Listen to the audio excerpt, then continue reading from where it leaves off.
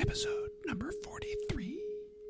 When I had my near-death experiences, I didn't exit consciousness. I entered consciousness of a different form. It doesn't have a whole lot to do with kinky sex or blood sacrifices. It is about having a relationship with the goddess through nature.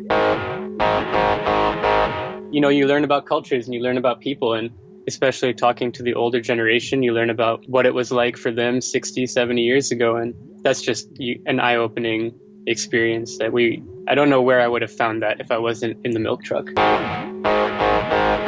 Why didn't Yoko step in and say this isn't what he wanted? Well, she did it. She's the one who had him cremated. Yeah. So, yeah. Oh, Yoko. Yeah, I'm not going to give you anything. I'm going to stay as vague as possible. Okay, so. good. Let me know if you hear a drone over your house.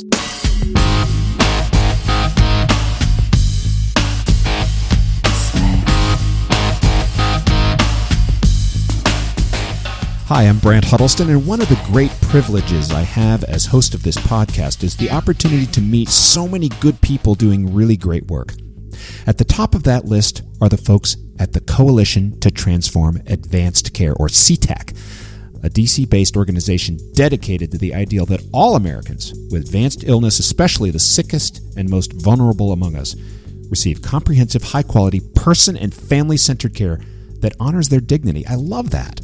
So naturally, I was super stoked to be invited to CTAC's annual conference, where I got to hear from folks on the front lines of the battle to transform care from the fragmented, siloed system that we have today that results in unnecessary suffering to one where caregivers and the people they serve are empowered and getting the care they want when they want it, where they want it, and however they choose. Today, I want to introduce two people from the front lines of this great challenge, Tori Fields and Dr. Stephen Bacanic.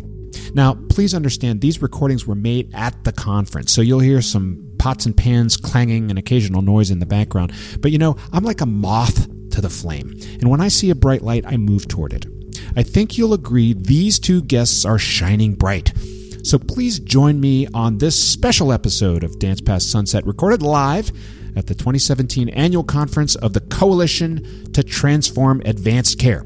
First up is a woman who owned the stage with her positive energy and optimism, Ms. Tori Fields.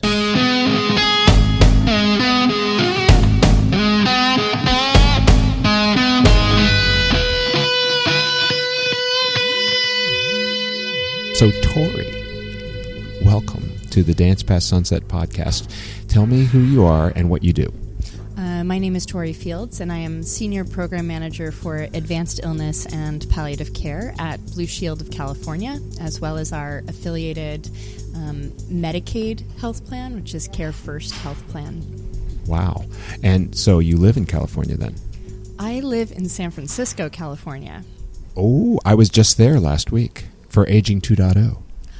It's one of my favorites. I actually was not there. But I have spent on pro bono time. On my own time, I've spent a lot of time working with incubators and accelerators and acting as an advisor or subject matter expert for early stage entrepreneurs who are looking to develop a business that supports advanced illness or end-of-life care in some type of way.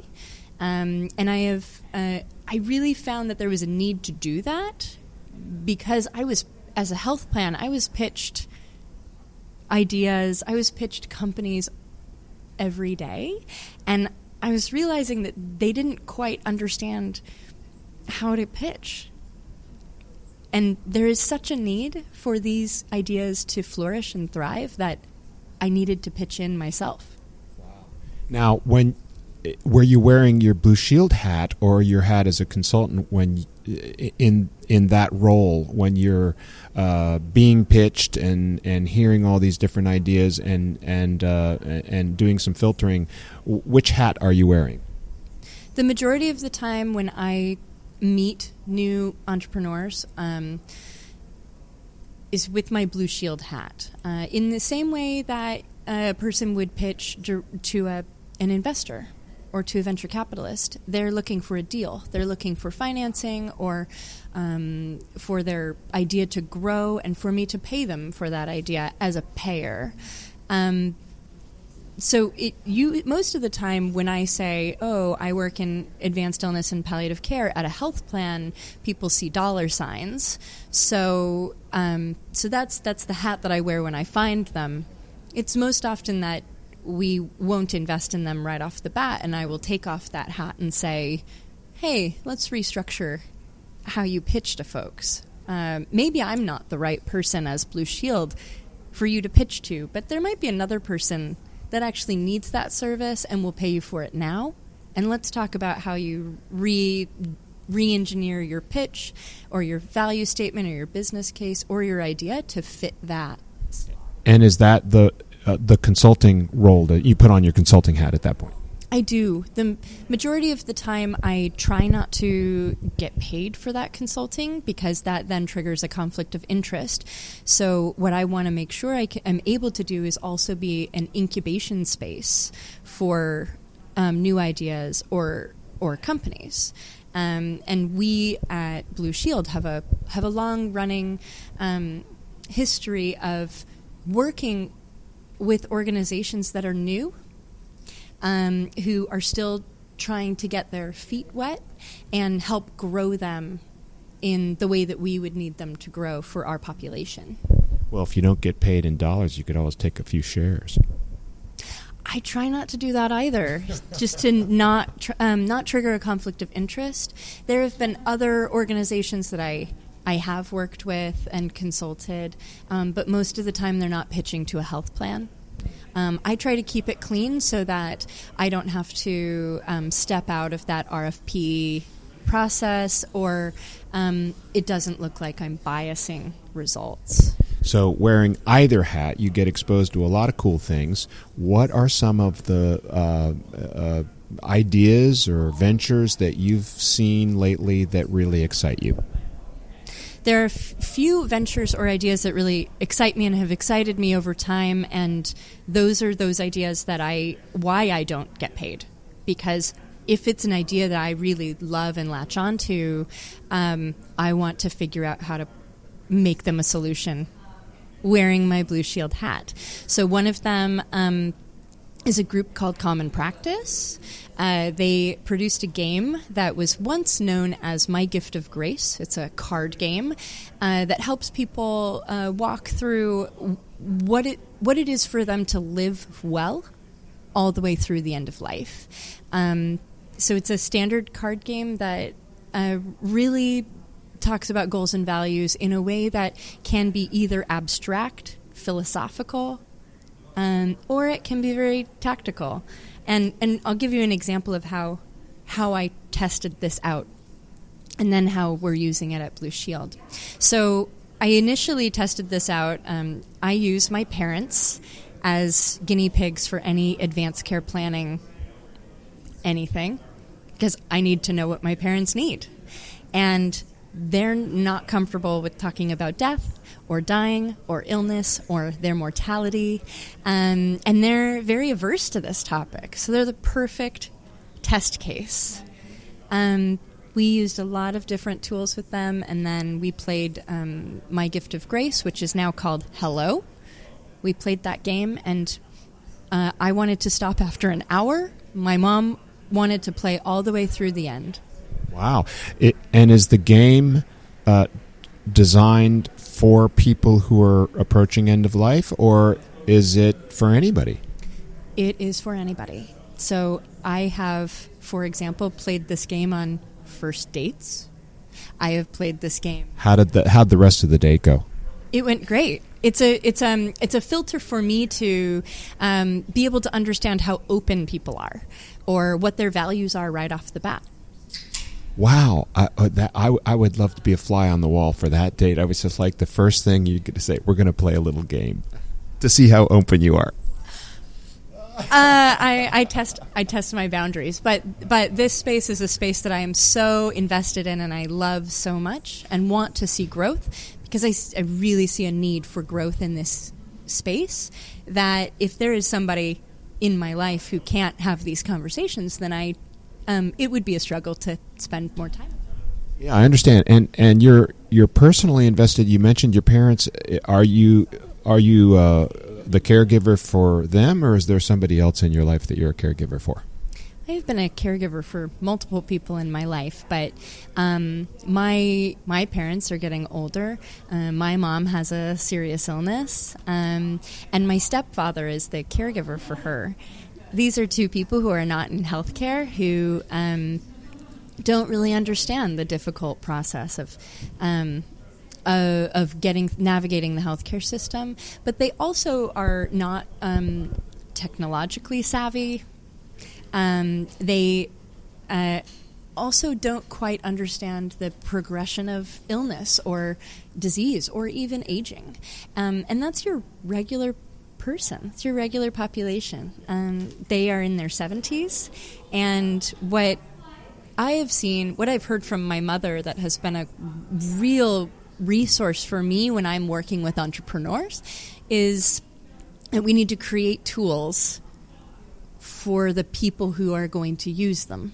And for my mother and my stepfather, who don't have smartphones, who don't really know how to use video technology, who are really your analog folks in their 70s whose senses are failing, they need a very different type of tool than some online module or some video technology or an app on their non-existent smartphone. And what my mom said to me was, Tori, there are all of these solutions, and I can use none of them. Why don't people make something for me? And hearing that broke my heart. I totally understand this. And I was really appreciative of the VCs that you interviewed this morning, that they are recognizing the problem. And that is that so many of these technologies, as wonderful as they are designed by people in their 20s. And they just don't understand what it feels like to be your mom or mine, and struggling with little things like the fact that they don't have a smartphone. You can't even use an Amazon Echo unless you have a smartphone. And that, by the way, is one of the technologies that excites me is the voice activated that's coming along. Me too. You hear so much about, it's scary. Why are you keeping a microphone on in your home? And I hope for these things. I, too, have a 99-year-old grandmother. So my stepfather is a caregiver to my mother and is a distance caregiver to my grandmother at the same time. And my grandmother... The things that have excited me over time are these independent devices. So my grandmother is 99 years old. She is just aging. She has no serious illnesses. She is close to death in that she's frail, very frail, and losing weight quickly. But the only thing she wants is to live in her home alone. And that terrifies everyone else. They want her to move in with someone, and she doesn't want that. She wants to be safe and independent in her home, as she has been for the 35 years since her husband died. And we need to honor that for people and create a solution that really works for them. And that's what excites me about any of these sort of alert devices, especially the newer alert devices, as well as these voice-activated devices. I know that my grandmother has struggled wearing a life alert, for example, because she told me that it's like a leash. You know, I'm surprised with my mom is there's a part of her that still wants to kind of be cool, and she doesn't want the big, and that's another problem is a lot of these solutions for seniors are so gawky. They are. I think what I have found is that they want to just exist as usual. Yeah, like you and I would and will. There's been so much innovation in surgical procedures, minimizing scars, hiding wires, hiding things, making hearing aids smaller. And we can do that. There's so much technology to be able to do that, and bringing it into a space where we can assist people in their lives in the way and meet them where they are. Not just in their home, but also on their bodies, and help them feel independent and appear independent. I think really that those things are the wave of the future. So exciting. And we're right on the cut. And we're so close to having solutions for people like your grandmother at 99 and my mom. All right, let me wrap up by asking about the silver tsunami. You mentioned it in your talk. Well, I've heard the phrase before.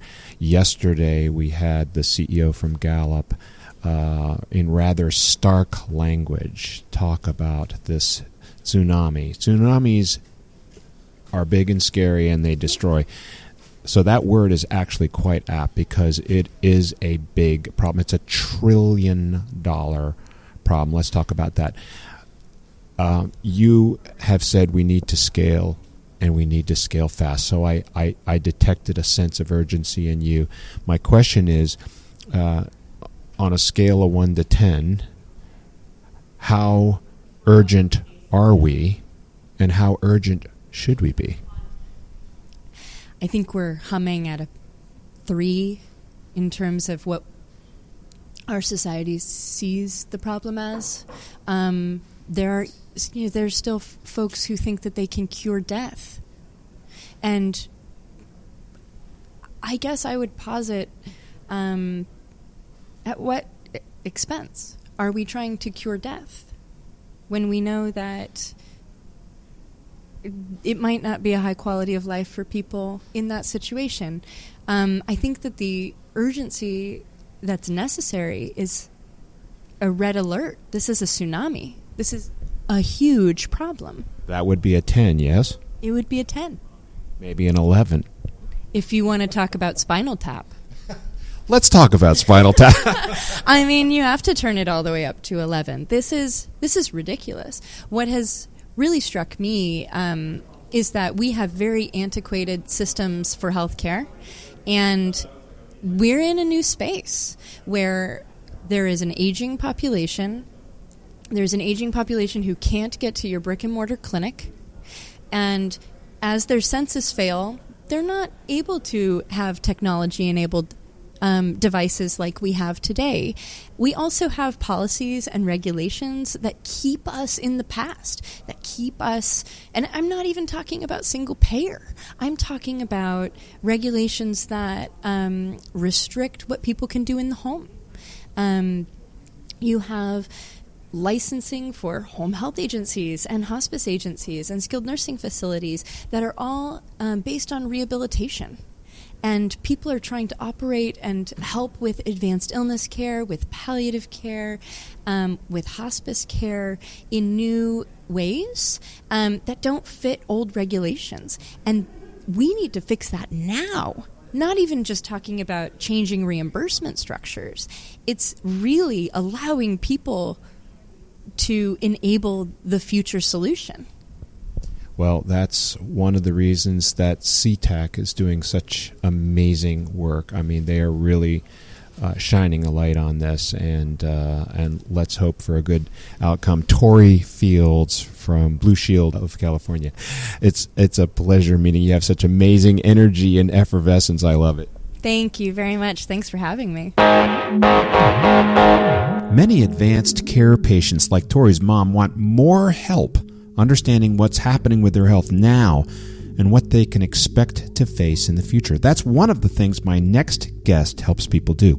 Dr. Stephen Buchanek from Iris Plans is not only focused on that challenge, he looks like he belongs in a rock and roll band with a fire red electric guitar strapped on him. And when you see a guy walking around who looks like that, you just have to ask, you know?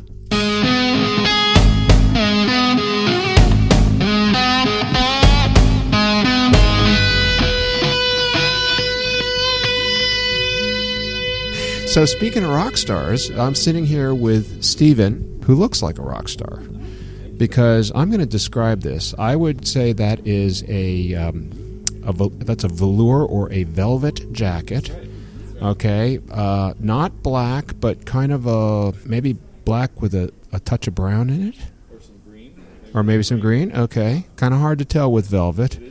Okay, you got a rock and cool kind of flowered shirt, maybe just a bit retro, 70s retro. Looks like the kind of thing I used to wear back in my rock and roll days. A pair of orangey pink pants, and the shoes. Tell me about the shoes. Yeah, so the shoes, they are, kind of gold, orange and brown sequin, and they move as you rub your hand over them, and so there's a different pattern on them every day. You can make little faces with them, and just like the presentation this morning about the Walmart experience with Angel Wings. I don't know if you saw that or not, but it's a way to start a conversation. And I see patients who are going through a really hard time in life. I'm a palliative medicine physician, and so all my shoes are like this. And it's a really easy way to start talking about things together. And not necessarily focus on their illness, but focus on something else and create conversation and a bond. Well, quite excellent. I would say that these shoes, Stephen, make the ruby red slippers look like a pair of army boots because they're just absolutely marvelous, and I want a pair. I'm going to go to France and get some. So tell me about Iris Plans. What do you guys do? Yeah, so Iris Plans, we are based in Austin, Texas. We do disease-specific advanced care planning. So we try to serve patients and their family members who are experiencing serious illnesses. Our partners are anybody really that's in value-based space. So provider groups, hospital systems, health insurance companies, ACOs. And the idea is that when we serve patients, quality improves, human suffering goes down, and unnecessary care is diminished. Okay, so now help me reconcile the fact that I'm doing advanced care, which is something in the future, and yet it's for diseased patients who have a disease. So they're already in the present and they know they're sick. Yeah, so we do not have a service that's aimed at people that are in a state of health. Our bread and butter are the illnesses like COPD, CHF, late-stage malignancies, dementia, stroke, end-stage renal disease, cirrhosis, and the like. And I think the issue is that when you talk to these folks that have these diagnoses, they've not had enough education through the healthcare system on how to sort of assess what's happening to them right now, and what will happen to them as the future arrives.